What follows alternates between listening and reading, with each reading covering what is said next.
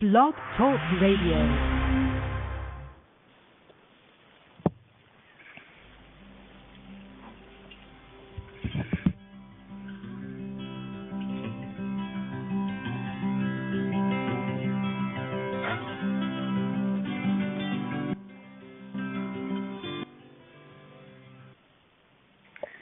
Hello, everybody. Welcome to Beyond Surviving Radio. This is a safe space for survivors of childhood sexual abuse to receive support, resources, and share their stories. Beyond Surviving is about freedom, healing, connection, and even laughter and fun. Most importantly, it's about letting go of the pain of abuse and finally moving on. I'm Rachel Grant, and for those of you who don't yet know me, I've been a sexual abuse recovery coach since 2007 and am the author of Beyond Surviving, the final stage of recovery from sexual abuse. I work with survivors who are sick and tired of feeling broken and unfixable, and I help them let go of the pain of abuse and move on with their lives. You can learn more about me and the Beyond Surviving program at rachelgrantcoaching.com. In this week's episode, I am so super stoked, excited to have my guest, Papa T, Vice President of Santa Cruz Chapter for Bikers Against Child Abuse. He's going to be sharing with us how child abuse affects everyone and also telling us more about Bikers Against Child Abuse and how they're making a difference in the lives of children. For those of you who aren't familiar with Bikers Against Child Abuse, they exist with the intent to create a safer environment for abused children. They exist as a body of bikers to empower children to not feel afraid of the world in which they live. They stand ready to lend support to our wounded friends by involving them with an established, united organization. They work in conjunction with local and state officials who are already in place to protect children, and they desire to send a clear message to all involved with the abused child that this child is a part of their organization and that they are prepared to lend their physical and emotional support to them by affiliation and their physical presence. They stand at the ready to shield these children from further abuse. They do not condone the use of violence or physical force in any manner. However, if circumstances arise such that they are the only obstacle preventing a child from further abuse, they stand ready to be that obstacle. I really want to encourage you to go to BACA World, BACA world.org, and learn more about this amazing, amazing organization. If you have any questions as we're talking tonight, feel free to send those in the chat room. You can also text questions to 650-283-5215, and we'll get you on the line. So, Papa T, welcome. Thank you. Thanks for having our organization on. Of course. Absolutely. When I was just out there researching organizations and learning more about what folks are up to, I don't even remember how I necessarily came across you guys, but as soon as I saw you, I thought, oh my gosh, I have got to learn more. I've got to find out what this is all about. And, I'm sure there's lots of ways that people find their way to BACA and end up, in that organization and contributing and supporting. And I know you have your own personal story of that journey and how you became a part of the BACA family. And I'd love to start there with you just telling us a little bit about that. Well, I lived in Pennsylvania. This is going back about 30 years ago, and I've been riding most of my adult life and had ridden with several organizations. And I had a nephew that was brutally murdered by his stepfather.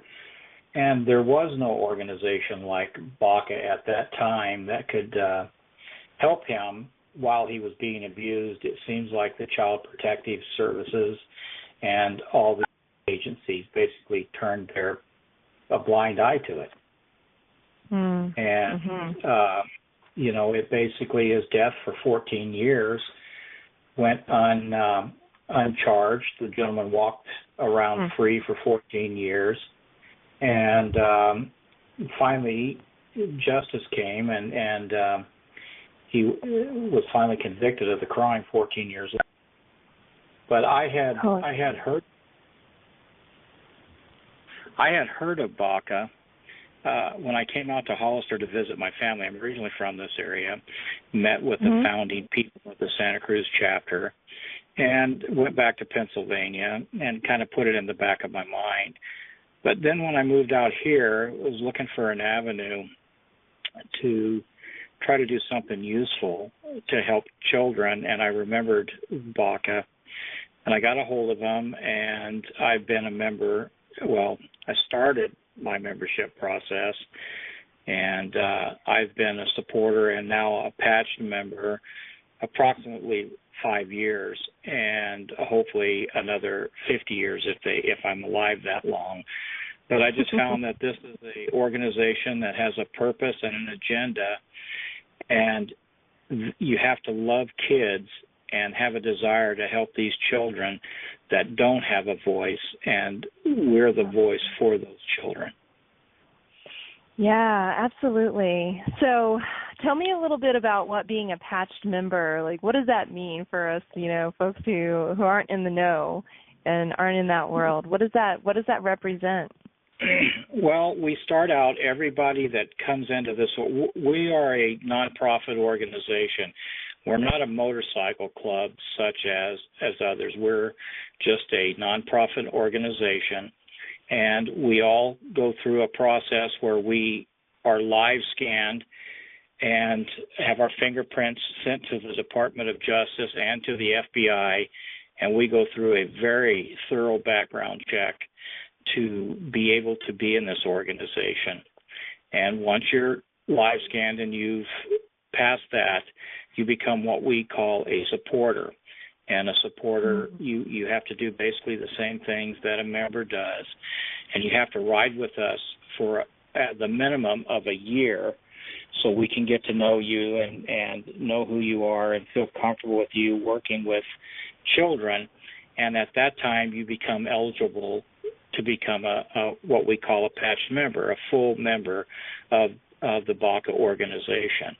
And to get that back patch is probably the proudest moment anybody in this organization can experience by becoming a full-fledged member of BACA. I love that.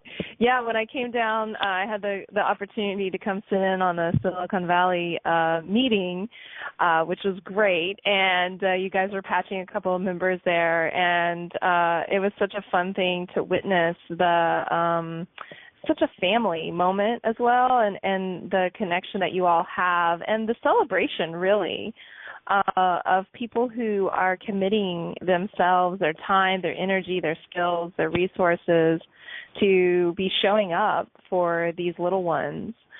And that actually brings to mind another question. As far as like the children who you guys are protecting and supporting, is there a particular age range, a cutoff or anything like that, or is it kind of all of the above? Well, our youngest that Santa Cruz chapter has ever had has been 3 years old, and our oldest was 17. I think each individual case, you take it into perspective and discuss it. But I would say anywhere from 3 to 18 is the general age that most kids are recommended to us, are referred to us through agencies. So we'll take, we're not discriminatory against the age. So no matter if a child says they're afraid and they're referred to us through an agency, we're going to do our best to make sure that we can empower that child to try to take their life back and to also no longer be afraid of their perpetrator. And that's our goal. So you're telling us, about your personal experience of loss and how, you wish that you had an organization like BACA at that time to support you and your family and your loved ones. And what do you find to be, now that you've been in the organization for some time and see what folks, and this is an international organization, by the way, folks, like BACA is all over the world, which I think is fabulous and so cool that it's grown and that it's having such a huge impact. But what have you seen as far as the difference that BACA is making? What are some of the key things that you guys are doing that other organizations aren't, or just that are particularly special to you about Bikers Against Child Abuse? Well, when you go and you visit a child and you see that child is in a fetal position, and every noise that they hear scares them, and they are constantly staring out a window, and they're afraid to have their blinds open, and they don't want to leave their house, and they're afraid to go out in public, and at night they can't sleep, but they have nightmares. And then once they meet BACA, I mean, it's not an overnight process to where immediately say, wow, I'm better. It takes several visits for BACA to gain the trust of that child, because you have to realize that usually the perpetrator is somebody that they have trusted very much and has taken that trust away. So we don't ask what has happened to the child. We don't, it's not that we don't care, but we don't want to know. That's not our business. Our business is to make sure that that child gets the care, gets the protection, and gets the family, the BACA family, so they know that there are people out in that community that do support them and that will back them up 100%. And within a couple of visits, you can see that child coming out of the shell, starting to become a child again. You can see him laughing, smiling. They're wanting to do things again. They're not afraid to go out in public because they know that, you might be intimidating, but my friends are even more intimidating, and I'm no longer afraid of you because I have BACA on my side. And when you see these kids go from not being able to hardly talk or smile and everything to see them blossom back into a child that is able to go outside to a playground and play and do the things that a child has the right to do. Yes. It gives you a sense of accomplishment, and nothing will bring a smile to your face more than to see that child be happy again and know that you had part of helping them take their life back to where hopefully this will not scar them forever. Because the most precious thing that we have are our children. Our children are tomorrow's leaders. So without that help, a child that has been abused could very well become an abuser themselves. And we try to take away that stigma to where that they can trust people again and know that not everybody out there is there to do them harm. And that really gives you a sense of pride. Yeah. Man, that's really beautiful, Papa T, and it is amazing, great work that you're doing. That advocacy, that empowering, children to be able to stand up and speak up and feel brave, feel supported. For me, in my personal experience, when I was sexually abused by my grandfather when I was 10, I didn't know what to say, number one. Like, do I talk to anybody? Do I say something here? And when it came out, just because my mom actually caught him in the moment, there was a real instance of okay, what's next? And I don't know, do I actually say what's going on here? Do I hide it away even more? And my parents actually were great advocates for me. They got my grandfather out of the house. I didn't really have to deal with him much after that. But that's definitely not the case for a lot of children, and they don't have the support of their family or they don't have the support of their community. And I love that you guys step in a very powerful, present way into these kids' lives. There was one of the guys at the meeting shared about how they were going and standing just outside of the little girl's ballet class because there were some kids there kind of bullying. And I thought, God, that was amazing. I could have used that when I was a kid. Right. Well, that was actually, I think that was our child that we were going to her dance classes, and just to make her feel more, comfortable. A lot of times these children that are abused, it's by a loved one. and a step parent, a parent, like you said, a grandfather.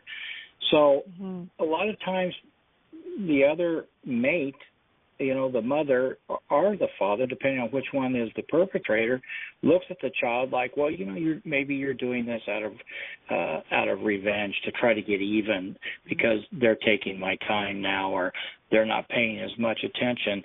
And they're afraid to say anything because they're afraid that they're going to be painted as somebody that's not telling the truth. And we give them the ability to tell the truth and to be proud that they have done that. And it really is. I've been on several child rides, and you've seen what we look like. Some of us are the ugliest looking guys you've ever met. And I haven't been on a child ride yet that I have to turn my back and I have to walk away because it becomes emotionally charged for me, because you look at this innocent child and wonder, how could somebody do that to somebody that is so innocent standing before you? And it overcomes my emotions. And I would imagine that for most of the people that are in the chapters that we deal with are the same way. I mean, I've seen more big burly bikers cry at child rides and dealing with children than you can even imagine. And it's not anything to be embarrassed about. It's because we care. And, you have to have that heart to be in this organization. This is a commitment. This isn't just, hey, I want to get together and ride with my friends and have a patch on my back and say, hey, look, I'm a biker. If that's what you're in this organization for, you need to take that back patch off and you need to leave, because we don't need people like that in BACA. We need people that are here, committed to take a child and take their defense. You have to be ready. God hope it doesn't happen, but you have to stand ready to take a bullet for that child if it comes to that, to keep them safe. And that means you have to be 110% committed to this organization, not just here to make friends.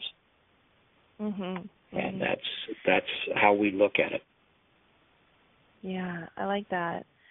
The level of commitment that you're talking about is so meaningful, and I also really like that you guys are really breaking down stereotypes left and right every single time you go out there and show up for these kids. This idea, first of all, I am just so amazingly overwhelmed and touched by the number of men who are in your organization. And there are women bikers too. They're out there and they're doing their thing.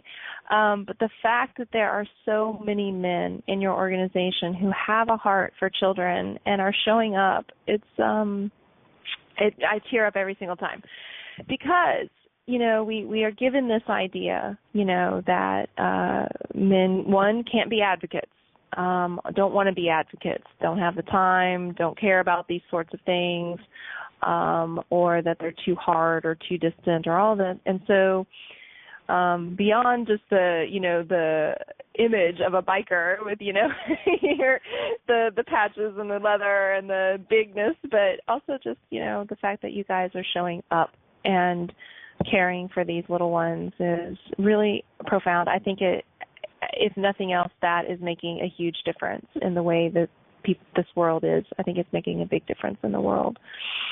So how do people, so somebody who's listening right now and going, oh my gosh, this is amazing, and I want to get involved, I want to be a part of that, I want to, go out there and advocate for these kids too and be in a chapter, what's their first step? What do they need to do? Depending on the location they're at, if they're in, they can go to BACA, like you said, our website, bacaworld.org, and it'll give you the chapters throughout the United States and in the foreign countries we're in. If they're close to Santa Cruz, we have a hotline and an email address that they can contact, and somebody will get back with them and invite them to our meetings. The Silicon Valley chapter also has the same, you can get their information off of the bacaworld.org. And they just need to contact a representative of that chapter, depending on where they live, and it'll give the day that they each chapter has their meeting. We meet once a month, and all they have to do is show up to a meeting, listen to what we have to say, and show interest. And then, if they are really have that commitment and want to move forward, then we'll discuss them getting live scanned and start them along the process of becoming a member. Now, to become a full-fledged member, you do need access to a motorcycle, but we do have several supporters that don't get the back patch, but still do most of everything that a patch member does, and they still have to make the commitment to be it. They have a certain percentage of events they need to make. But just because you don't ride a motorcycle does not mean that you cannot be a supporter of this organization. And we welcome that as well. People that don't have motorcycles still can come, go to the child rides, come to our events, help us with whatever, our fundraising. And people like that are what keep this organization going as well. Mm-hmm. We can't do it alone. We need help from the public. That's why programs like yours and some of the videos that have come out and some newspaper articles are really helping get our word out. You would think that as long as BACA has been around, that everybody would know about it, but it's not. It's not that. I mean, we're a well-known organization, but when some families come to us, they go, wow, we never knew you existed until an advocate told us about you. So we need to do whatever we have to do to get the word out that we're here and we're here to help your children. Now, as lately, I've been doing presentations for the Boy Scouts, doing them for the Girl Scouts. Nice.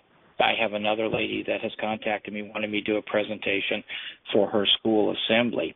You get it out to the kids and let the children know that, hey, there's people out there. Talk to somebody. And sometimes the little ones are sponges. They grasp much quicker than an adult will, and that stays with them. And they're liable to tell their friend or tell their mother or father, hey, I heard about an organization today that might help my friend whose father is beating him or whatever the case may be. And just that little nudge might be the difference in helping that child overcome that. That's huge. That's amazing. Yeah, absolutely.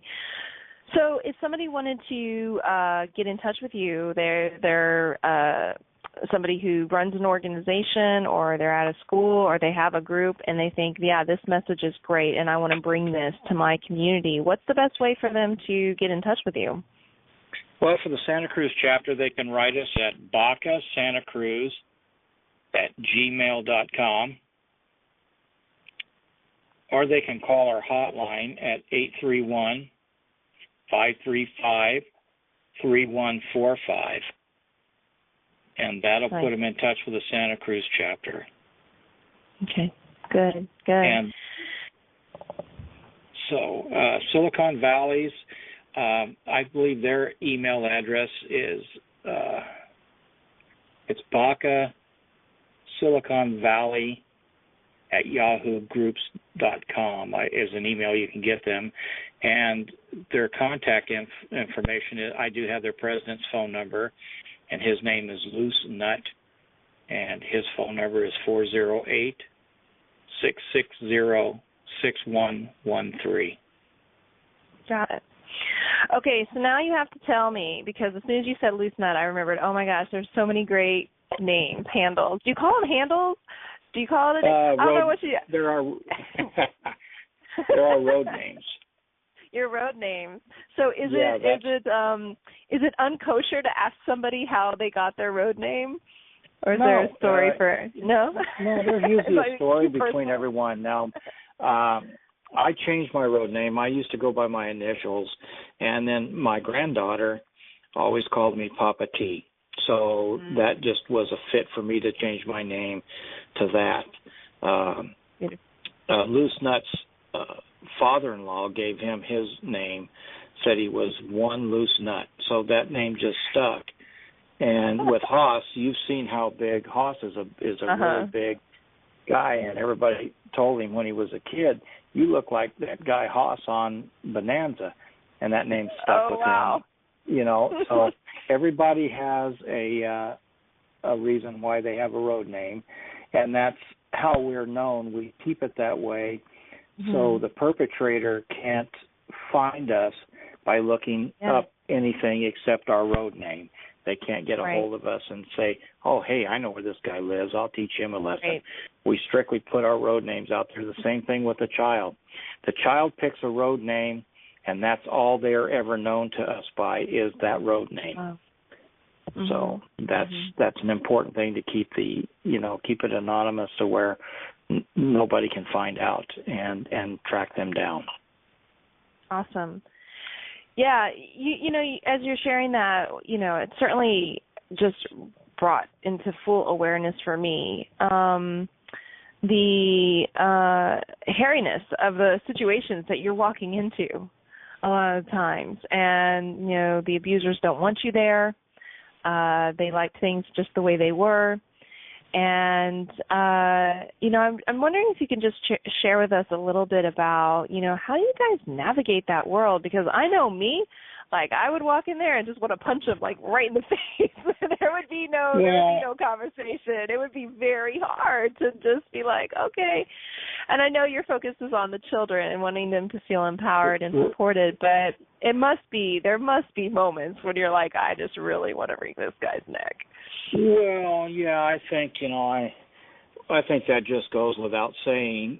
But then again, we can't, if we were to go around saying, oh, man, we want to, you know, do this and do that, and the agencies get a hold of that, then they might say, oh, you guys are a vigilante outfit, and, you know, you're too violent to be with the kids. Well, we don't want that perception. But if it comes to, we have different levels of protection that we use for the children. Our level one is obviously when we first meet the child and do a child ride. Everybody meets them. You know, they're given we do what we call an adoption, where we adopt them into the BACA family. We then give the child, or maybe his or her siblings, depending if there's one or two that are in the house as well, a BACA vest. They get a teddy bear with a BACA T-shirt on it, a blanket, and most importantly, we give them the phone numbers of two of our members, a primary and a secondary contact that they can contact anytime they need, 24 hours a day, 7 days a week. And those are the two people that take care of that child and try to work with everything with their court case and everything that needs to be done. They coordinate that between the child and the chapter. So that's our level one.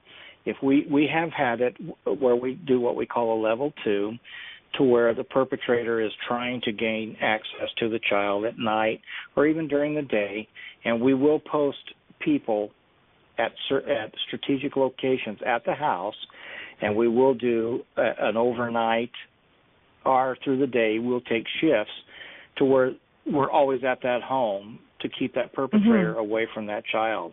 I mean, if it needs be, we escort them to court. We'll escort them to school, like the dance class that we went to. Whatever it takes to keep that child safe, you know, that's what we need to do. But on the same hand, we can't do so much that that child becomes dependent upon us to where when it comes time for the child to graduate out of the program, they can't, because they're so dependent that BACA is always going to be there, that they haven't learned to really get that sense of empowerment to stand on their own.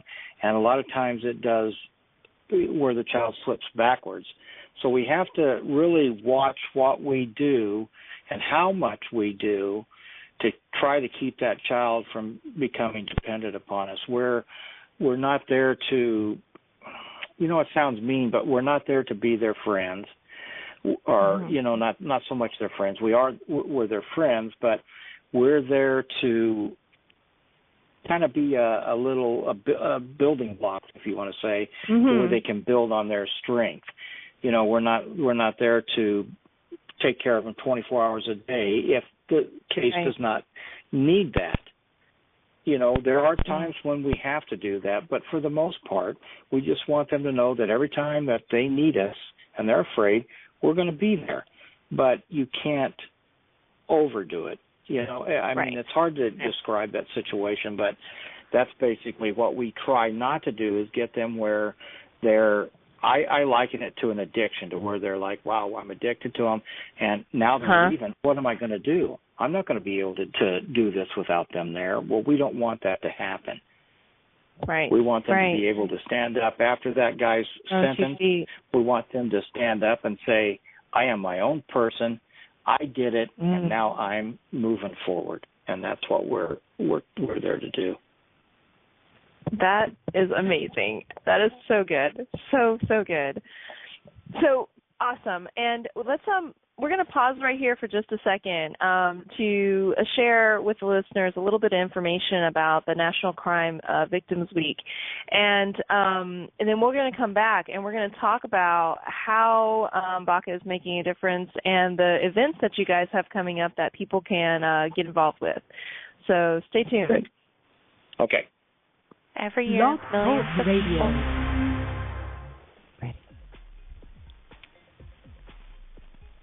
Every year, millions of people have their lives changed forever by crime.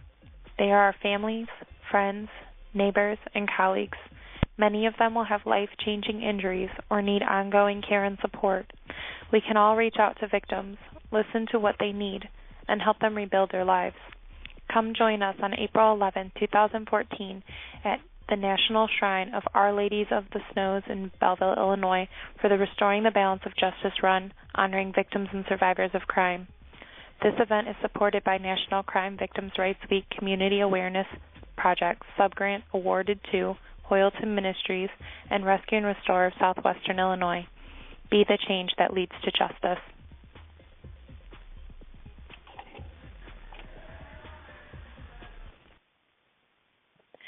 Awesome. And I wanted to play that again because even though that event has passed, there's still tons of information about that organization and what's going on and what they're up to. So do go back and look at the outcomes of that event and check it out. It's really, really amazing. So, Papa T, I know because I'm going to fabulously get to be a part of it, coming up is your 100-mile ride. And remind me, this is a yearly event that you guys do? Yeah, this is our annual fundraiser. Everybody in Bikers Against Child Abuse, even our overseas affiliates, on the same day do what we call a 100-mile run. We take on a planned route for a 100-mile ride in the name of child abuse. People usually it's not like a pledge where I'll give you $1 a mile. It's anything from $1 to $1,000, whatever anybody can afford. We ask for our donations. This is how we make the money that goes into buying the vest and the blankets and things that we do for the children. Most of our money does go back into helping our children. Only thing we have overhead is like our telephone and things like that. And then, like I said, the vest. Everything else, all that money goes back into helping the kids. And none of us are paid for what we do. We all do it out of love for the kids. So once a year we have this annual run. Now this year, Silicon Valley chapter just became a full charter chapter where they all got their patches. This is their first annual 100-mile run, and it'll be this Saturday, May 17th, and at 9:30 a.m. So Santa Cruz chapter is supporting them and running or going on their 100-mile ride with them in support of their chapter. It starts at 9:30 a.m., and the starting point is at San Jose Harley-Davidson at 1551 Parkmore Avenue in San Jose, California. The registration starts, like I said, at 9:30. We'll go kickstands up at 11 a.m. to go on the ride. Now, it's $20 per rider and $10 per passenger for non-BACA members, and that includes lunch and a BACA pen for the first 100 riders. When we get back to the San Jose Harley, we're providing a barbecue for all the participants that are there, and I'm sure that the chapters will have some merchandise for donations. We don't sell our merchandise. We take donations for it. And it's going to be a really good event. They've really worked hard to get this ride, planned, and we're proud to be part of helping the Silicon Valley chapters, in their first annual 100-mile run, and we hope it's a really good success for both chapters. And we're really glad to be able to have you come along with us on that.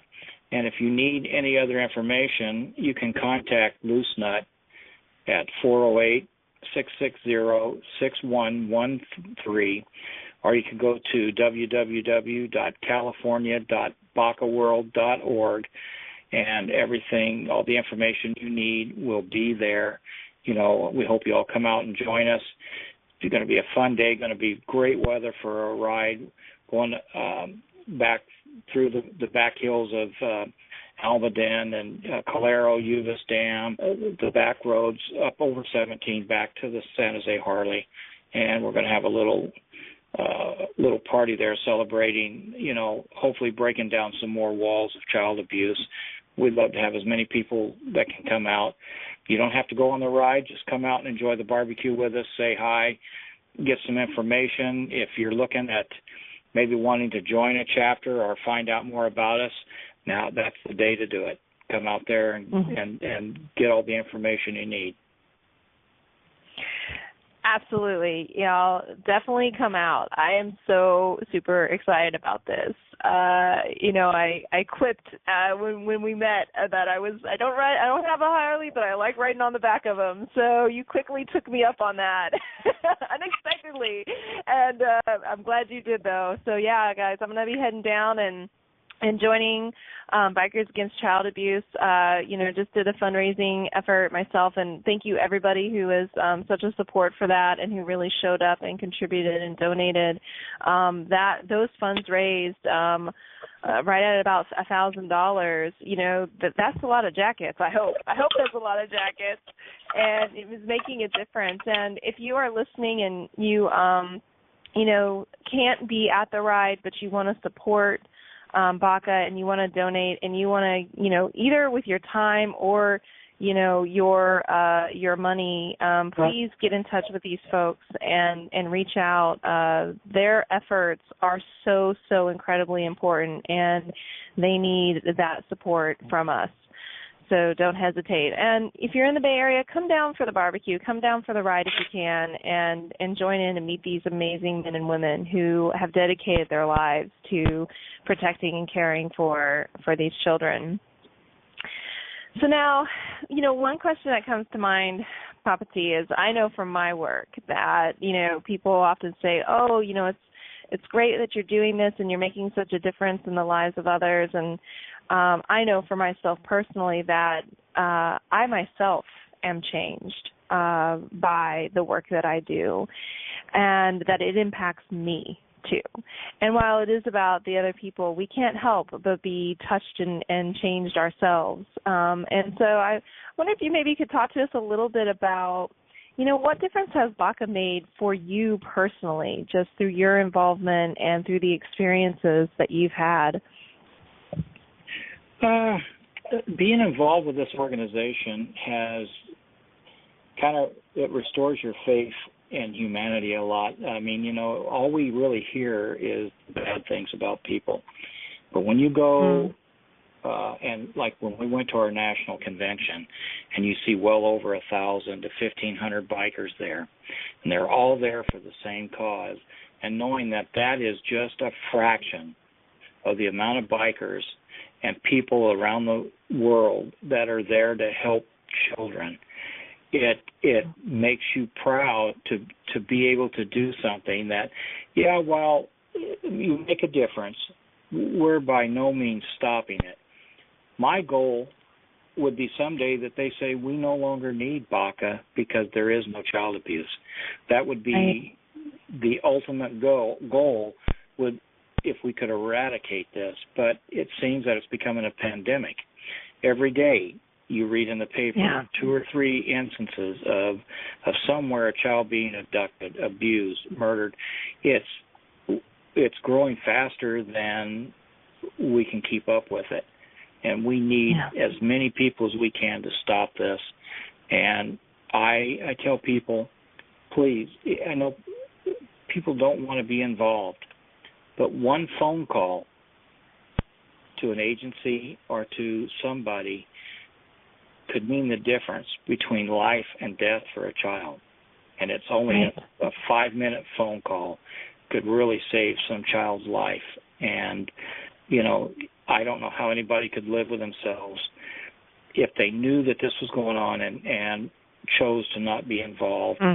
I know how I would feel if it were me and I didn't make that phone call. And, you know, I know I'm not trying to put a guilt trip on anybody out there, but, you know, most of these calls are anonymous. You don't have to give a name. You don't have to give a number. By law, CPS and these agencies are required to investigate every allegation of abuse. So if you call enough, and this is going on, somewhere they're going to hopefully discover that this is going on. You can run, but you can't always hide. And that's why I tell people, please make that call. Right. Love that. You know, we can so easily fall into paralysis, thinking that because the problem is so big or because it's just, you know, it seems insurmountable that, you know, why bother? What difference is it really going to make? Or the system is broken anyway. And, you know, we can become apathetic and cynical. And really what I hear you saying is that no. Every little effort, every time we step in and stand in for a child and we take action, it makes a difference. And it's going to have a huge impact on the outcomes. And, yeah, sometimes we have to be persistent about it and not take no for an answer and continue pressing through things if there's resistance or people aren't believing us. But that ultimately it makes a difference in the lives of these children. Oh, it certainly does. I wish, it's been 30 years for my nephew, but you never get over that. I just wish there had been some way that we could have opened the eyes of the people that were looking into this. Maybe my nephew would have got the opportunity to become a young man, have children of his own, to go to school, graduate, and all the things that he never will be able to enjoy. But we couldn't. We tried and tried, and it was like, back then it was hush-hush. Everybody said, it's a family problem. It's not a family problem. It's a crime. Child abuse is a crime. It's not a family issue. It's a crime, and it needs to be reported as such. Yeah, it's not the kid like playing hooky or like not coming home at curfew. It's this young child that has no voice, that's been told that he has to stand there and take this. I mean, you're looking at a 3 or 4 year old child with a grown man that cannot defend himself, or a grown woman. It doesn't matter who it is. And, how sad is that they're going through this, and I know that when they lay down at night, if it's their parents, I wonder what dad's going to do to me tonight, or I wonder what mom's going to do. What have I done that I'm going to get in trouble for tonight? And I know that has to run through these kids' minds, and we need to get that out of their mind to where when they come home, they can think, hey, my mom's coming home, I'm going to get a hug. And I get emotional and I get on a soapbox, but, I feel very strongly about that we need to get the family unit back together to where it's a solid unit, that this is not going on in families. And if it is, you need to get your children out of that situation before they end up like my nephew, or not just my nephew, but how many kids, 2,500 children a year are victims of death due to child abuse. 2,500. That's a lot of kids. And that's 2,500 too many. One is too many. Agreed. Yeah. Yeah. So I love your passion and I love your heart. It's beautiful. We have to. I mean, yeah, the passivity and the sweeping this under the rug and that's, not to be talked about, those days are done. We really have to resist that, and we have to bring this into the light. And this organization is all about that. It's all about standing, literally, for children, but also metaphorically, and making sure that they get to have the care and support that they deserve, and that it doesn't go on being this silent thing that doesn't get talked about, doesn't get addressed. And I deal with, the other end of the spectrum here, though I'd love to one day create my program and for children so that, immediately, as soon as, they are identified as a victim of abuse, that they can get into a great program and get care so that they don't spend their years and years like I did, all my teen years, all my 20 years, like struggling and fussing around and making stupid choices and all of that and feeling terrible about myself. One day I really hope to be able to create that type of program. Because right now where I'm dealing on the other end, like I'm working with all of those people who didn't get the care and support that they deserved when they were young and when they were being abused, and are now, 20, 30, sometimes 50 years later, dealing with the ramifications and the impact. And beautifully, they can overcome and they can move on. But wouldn't it be great if we didn't have to have that part? And wouldn't it be even greater if people weren't getting abused at all? Absolutely. And the sad thing is as a child, you can't come to us and say, I'm being hurt. I mean, you can, but unfortunately, the way the laws work, we can't do anything about it unless their guardian or an agency contacts us. So they can tell us they're being hurt, but it's hard if a child comes up to you and says, this has happened to me at my house. Well, have you told anybody? Yeah, but nobody believes me and they won't do anything. I have sad to say, but our hands in an instance like that sometimes are really tied, because we can't just grab the child and say, okay, we're going to take you, because now it's a legality issue for us. And we get kind of, we're in the middle. As much as we want to snatch that kid up and say, come on, we'll help you, we can't. And I think that's a travesty in itself right there, that we can't trust our children to tell us that they're being hurt. Right. Yeah. Yeah, and it really just speaks to the kind of more social problem of our systems are broken, and the laws that are in place, and the how we're addressing this problem is flawed. It's just flawed. And it really is. Yeah. So I know that you guys are, growing and ever changing. What do you see in the future for BACA? Like, what are your big dreams and visions? Where are you guys heading? Well, I wish I could say that we're heading to erase child abuse. That's our goal. Is to, yes. Make sure that, but we're growing faster than we've ever grown. It's just, this year has been just a landfall of new chapters and people wanting to be in BACA. Videos like hit that became viral when somebody put it on the internet.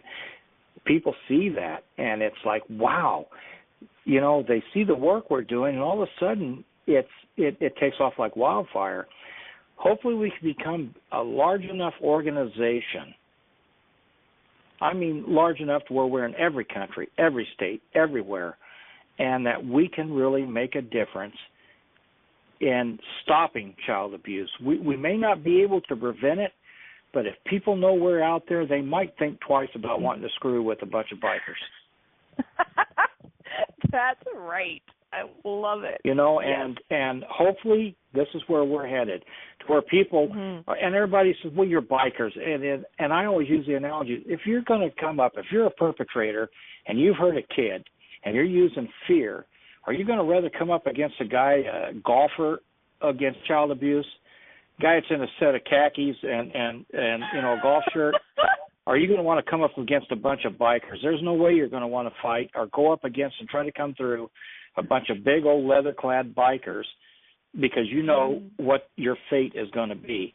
And there's something about leather, motorcycles, and skulls that kids relate to, and that's why we have such a great record in getting kids to testify, because we say what we're going to do and we do what we say.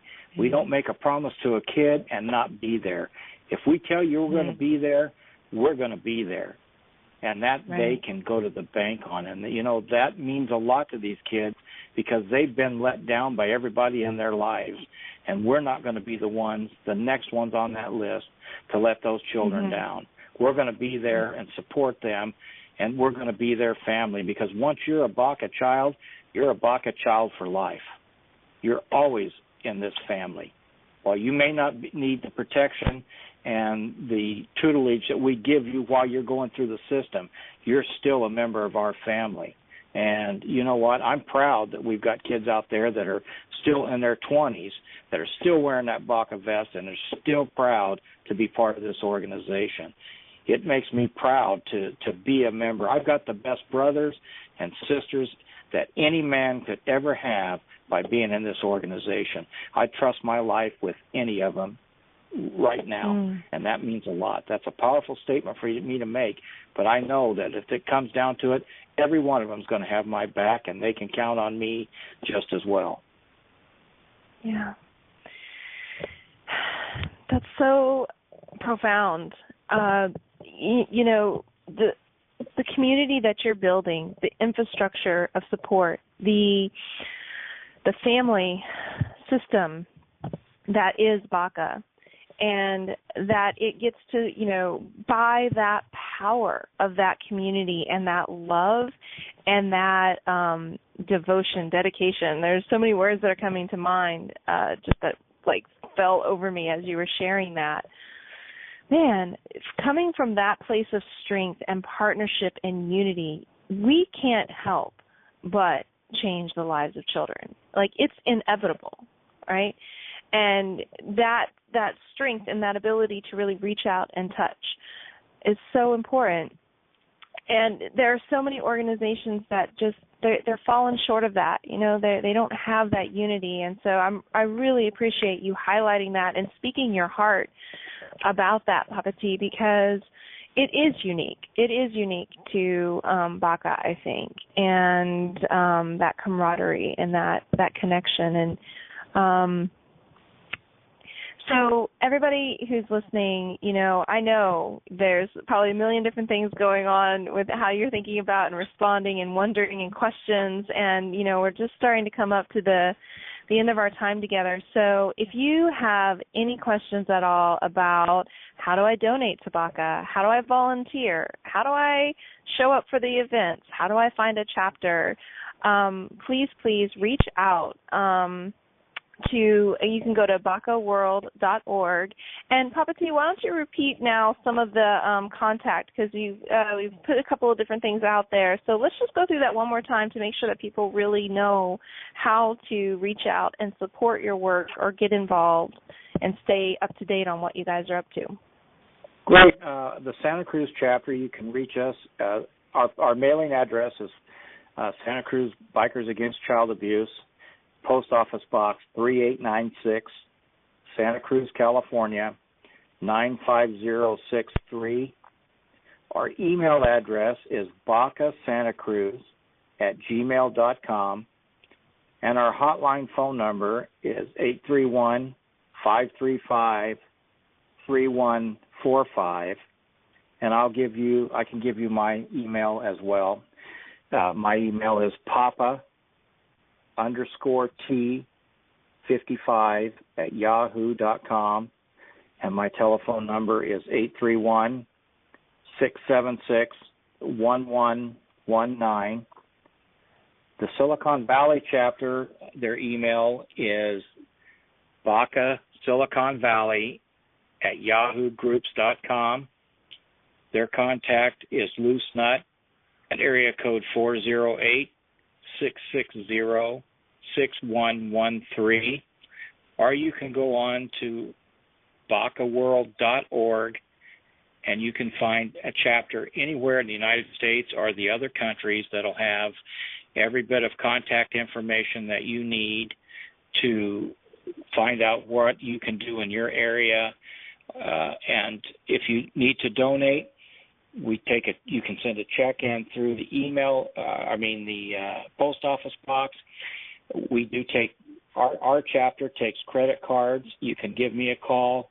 All of our donations are 100% tax deductible, and we don't care if it's a dime. Every little thing helps us help these kids. And that, before we close, I would like to read what we consider our BACA creed, if that's okay Absolutely. with you. Please do. Our BACA creed says that I am a member of Bikers Against Child Abuse. The die has been cast. The decision has been made. I have stepped over the line. I won't look back, let up, slow down, back away, or be still. My past has prepared me. My present makes sense, and my future is secure. I'm finished and done with low living, sight walking, small planning, smooth knees, colorless dreams, tamed visions, mundane talking, cheap giving, and dwarf goals. I no longer need preeminence, prosperity, position, promotions, plaudits, or popularity. I don't have to be right, first, tops, recognized, praised, regarded, or rewarded. I now live by the faith in my works and lean on the strength of my brothers and sisters. I love with patience, live by prayer, and labor with love. My fate is set, my gait is fast, my goal is the ultimate safety of children. My road is narrow, my way is rough, my companions are tried and true. My guide is reliable, my mission is clear. I cannot be bought, compromised, detoured, lured away, turned back, deluded, or delayed. I will not flinch in the face of sacrifice, hesitate in the presence of adversity, negotiate at the table of the enemy, ponder at the pool of popularity, or meander in the maze of mediocrity. I won't give up, shut up, let up until I've stayed up, stored up, prayed up, paid up, and showed up for all wounded children. I must go until I drop, ride until I give out, and work until he stops me. And when he comes for his own, he'll have no problem recognizing me, for he will see my BACA back patch and know that I am one of his. I am a member of Bikers Against Child Abuse, and this is my creed. Woohoo! Amen to that. Preach. That is amazing. I want a copy. I think it's so beautiful, and it so captures everything that you all are so about, and I am honored to have your acquaintance, honored to have the opportunity to participate and join in your efforts, and thank you so much for coming and joining me tonight and sharing yourself and your work with everybody who's tuning in. Well, we thank you for having us and spreading the word, and we look forward to seeing you and some of your friends at our 100-mile ride. And remember, everybody is welcome. Doesn't matter if you're a biker or not. This is a family thing, and we'd love to have everybody out there and supporting the Silicon Valley chapter in their first annual 100-mile run. Perfect. So I will be there with bells on. Yeah, you're welcome, Papa T. Thank you. And thank you, everybody, for tuning in. I really appreciate you for being here tonight and joining us. And don't forget to visit me at rachelgrantcoaching.com for all the free resources and materials that are there. I have an upcoming teleseminar on the 20th of May, 3 mistakes most single men make when looking for the right girl. So be sure to head over to the website, rachelgrantcoaching.com/therightgirl to learn more and register for that. I'm here the second Tuesday of every month, so mark your calendars and tune in. Never hesitate to reach out for me and contact me if you have any questions or need any support. Until next time, take good care of you, and we'll see you then.